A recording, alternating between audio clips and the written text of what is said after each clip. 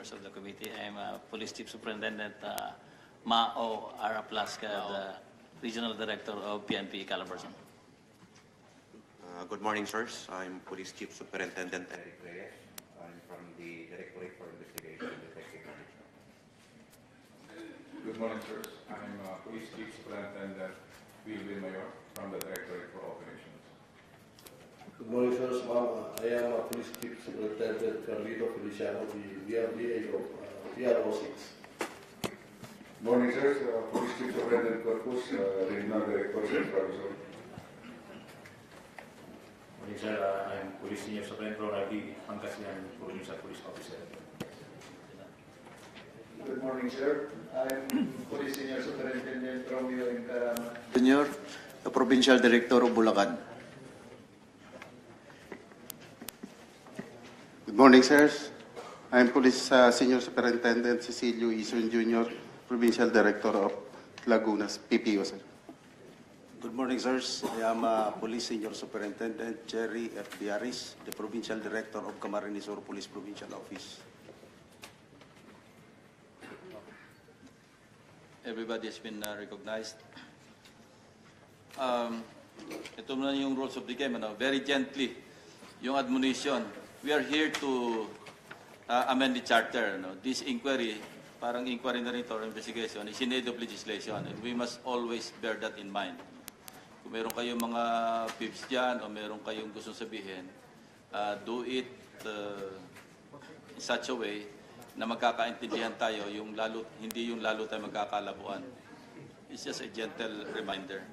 And if there are resource persons who may wish to make some statements, opening statements, you may do so, but you're limited to 3 minutes. No? And after that, you will just have to respond to questions from the senators or the members of the committee present.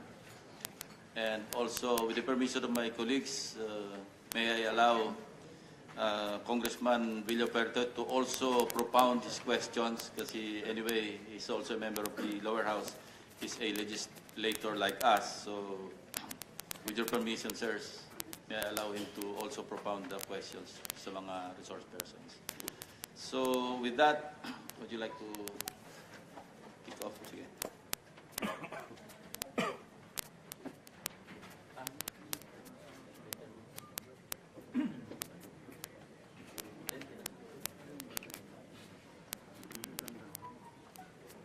Good morning to our chairman of this committee, Senator Lacson, distinguished members, Senator Gringo and Senator Manny Pacquiao, resource persons here with us. Thank you for this opportunity, giving me time to make a presentation of what is happening in Camarines Sur with regards to the operation of the AAC as authorized by the PCSO.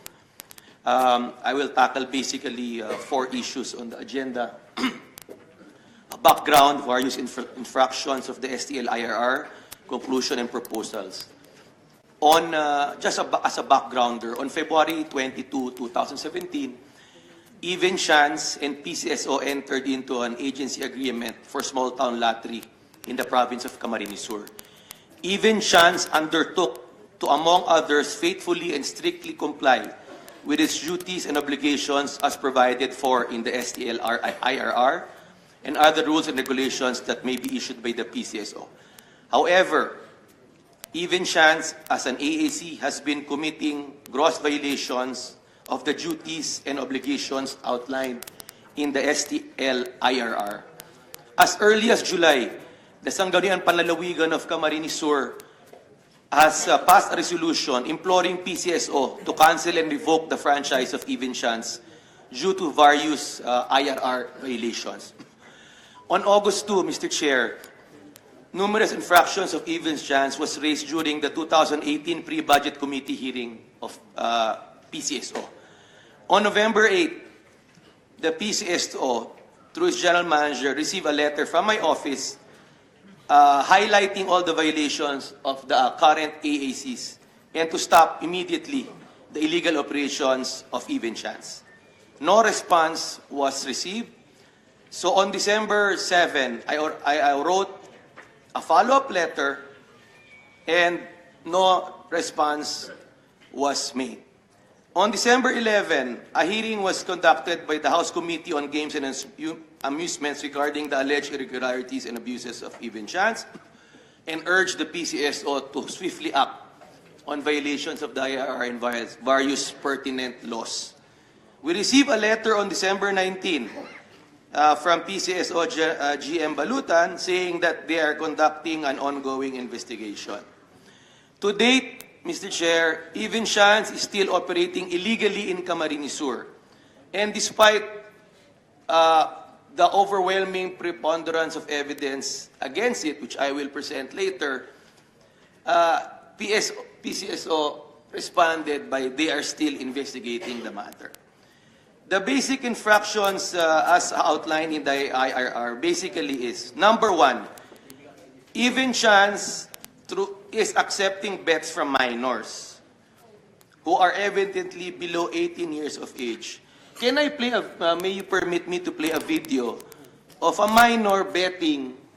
You know, that's a minor, and the Even Chance representative is accepting a bet. That's clearly a violation of the IRR.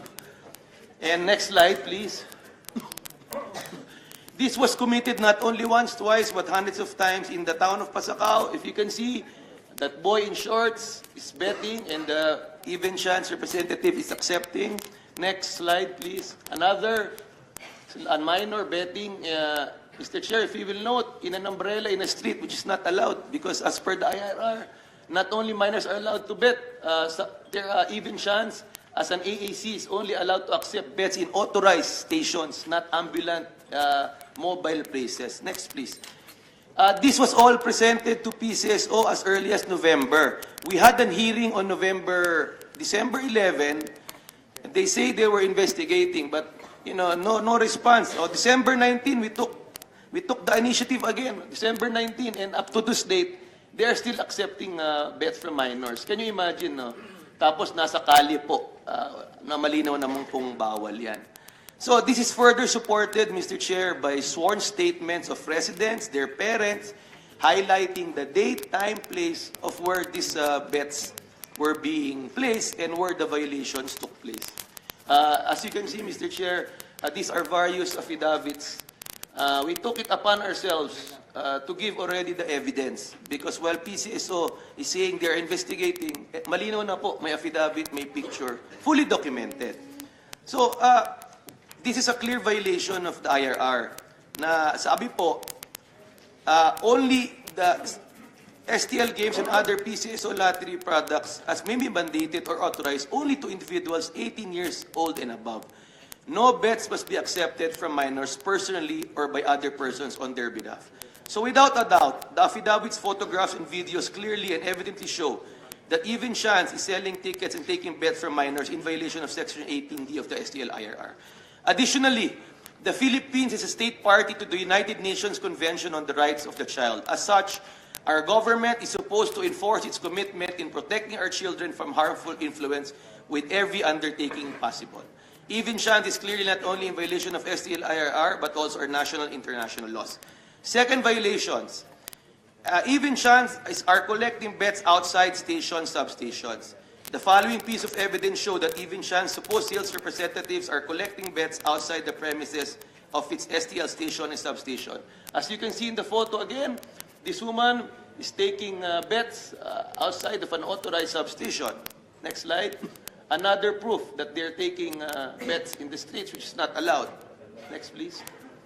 A mobile bet taker, nakamotor po, na malinaw naman po sa guidelines that the station or substation should be authorized and they should be 100 meters away from the schools or places of worship. We presented this evidence as early as November. They have not acted despite the hearing. Again, on December 19 and continuously, they're still violating. Nakita nyo naman po, nagpapataya sa gilid ng kung saan-saan po. Next, please. These are additional proof. And this did not happen only once. Ito, nagpapataya sa bahay niya na hindi naman authorized. Yan, nakamotor. Pakiplay nga ng video ulit. Ito po, can you play the video? Ito po, malinaw po. Nasa bisikleta siya, mobile. PCSO cannot claim that the current operations of STL is the legal gambling and not wetting. But, this is clearly wetting. You cannot, when you say that this is legal, but lahat ng operation po illegal. So, these operations outside the vicinity of its STL operations and substations are tantamount to an unauthorized establishment of STL substations and substations. Clear violation. At malino po, sabi ng IRR, an STL agency agreement may be suspended, cancelled, revoked, or terminated on the ground of unauthorized establishment of substations. Hindi naman po nag-action ulit despite the preponderance of evidence. So, in view of the foregoing, even chance authority to operate an STL should be revoked immediately and their bond forfeited. I've presented it numerous times, no action pa rin, Mr. Chair, from the PCSO. Another violation as per DIAR, that dapat po mag-comply ang AAC sa PCSO prescribed uniform and ID. Ito po mga patunay, nakita niyo naman yung babae, walang ID, walang uniform, hindi po sila sumusunod sa prescription ng PCSO IRR. Next please. Ito rin po, hindi naka-uniforme. Na malinaw naman that sales force and other employees with PCSO prescribed uniforms and identification cards must be strictly worn and prominently displayed when they are on duty. So without a doubt, the sales force and other employees of Even Chance are not wearing PCSO prescribed uniforms and IDs in violation of its duties and responsibilities under the STL IRR. Fourth violation, Even Chance issues tickets not within PCSO prescribed form and design. Next. Ang PCSO prescribed form nasa kaliwa, ang ginagamit po ng Even Chance nasa kanan, gumagamit po sila ng ganyang form na may QR code on the right na identical. When you use a QR code, it should not be identical, it should be distinct. Tapos, Mr. Chair, will also provide you a copies. Ito po ang mga, aside from that, ito po, Mr. Chair, ang ginagamit nilang pataya na malinaw naman po na hindi prescribed form. Wetting po to, wetting po. Hindi to legal po. Saka each violation po is one act of falsification. And this, since this is government, this is COA-approved, malinaw po.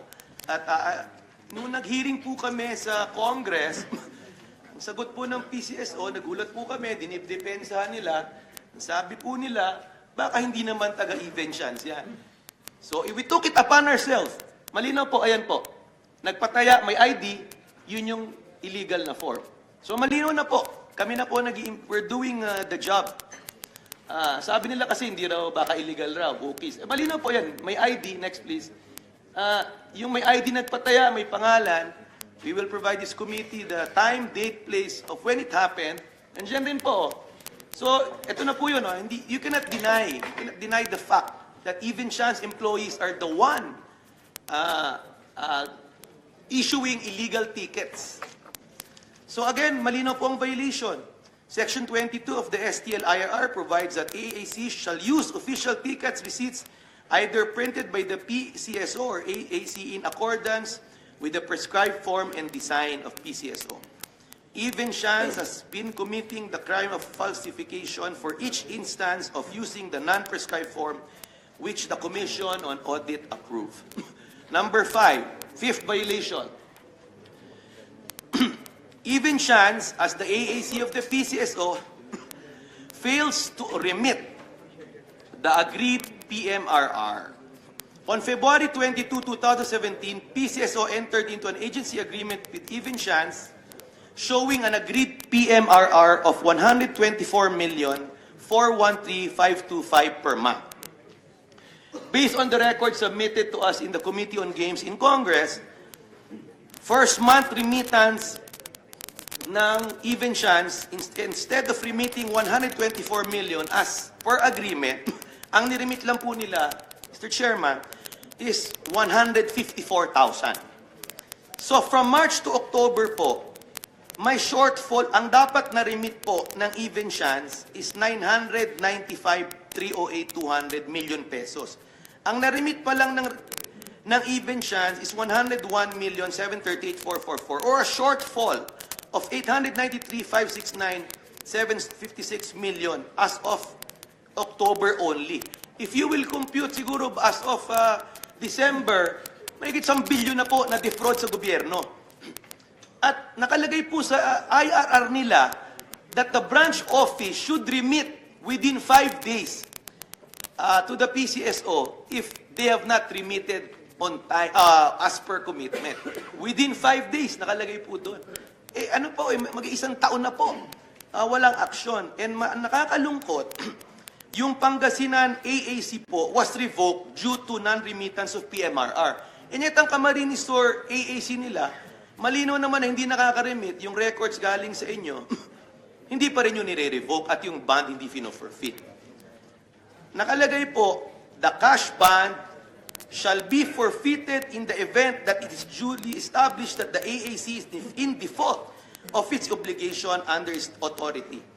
Hindi po sila mag-iisang taon na po, default na po. Wala kayong aksyon, hindi nyo ni-revoke, hindi nyo finorfeit ang bond, at malinaw rin sa IRR nyo na pag hindi nagbayad, aside from forfeiting the bond, dapat i-replenish yan ng AAC. So hindi nyo na finorfeit, hindi nyo pina-replenish, continuous ang violation.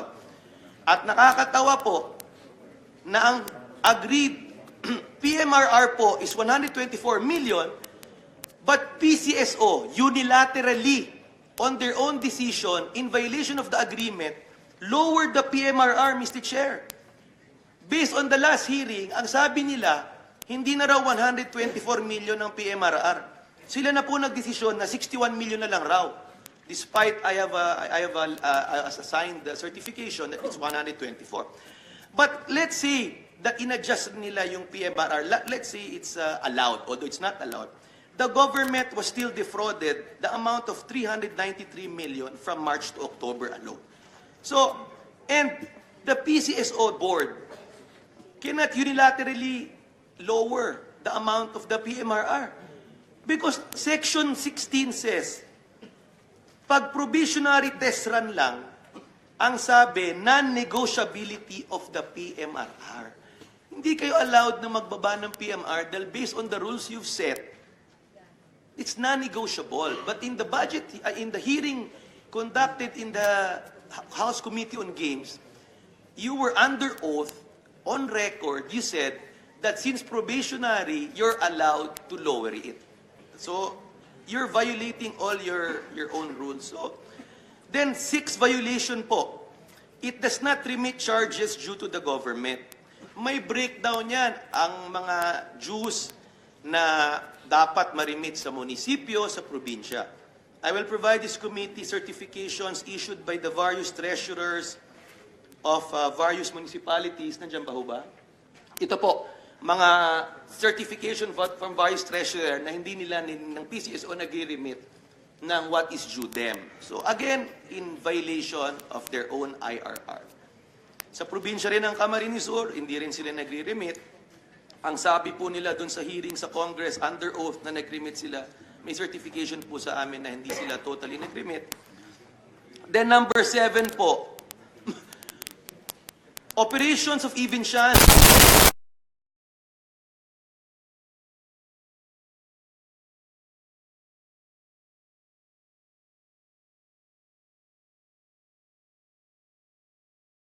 of the PCSO, and they are extensions of the PCSO, they are not allowed, they are not mandated to get business permits.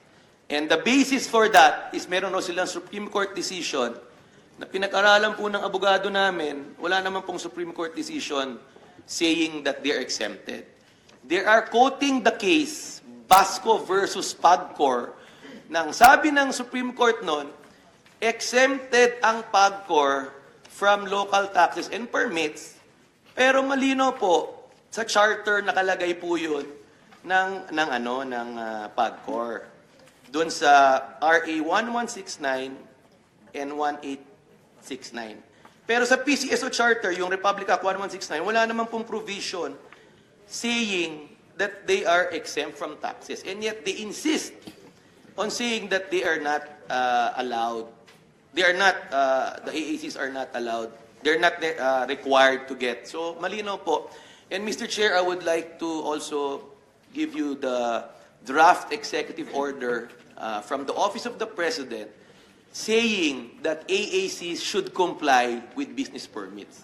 Despite the stand of the PCSO saying that hindi kailangan ng business permit sa locality, na malinaw naman nakalagay sa local government code, that any business activity within the jurisdiction should get a business permit. Ang stand ng PCSO, hindi raw kailangan, but the League of Provinces was provided a draft copy of the draft executive order of the President for signing na saying na kailangan mag-comply. So what I'm saying is, the AACs have been operating since January last year without business permits, again in clear violation of the local government code and other pertinent laws. So, ang gusto ko rin i-point out as number 8, inaward po ng STL sa even chance as an AAC, despite the fact that it was recommended by the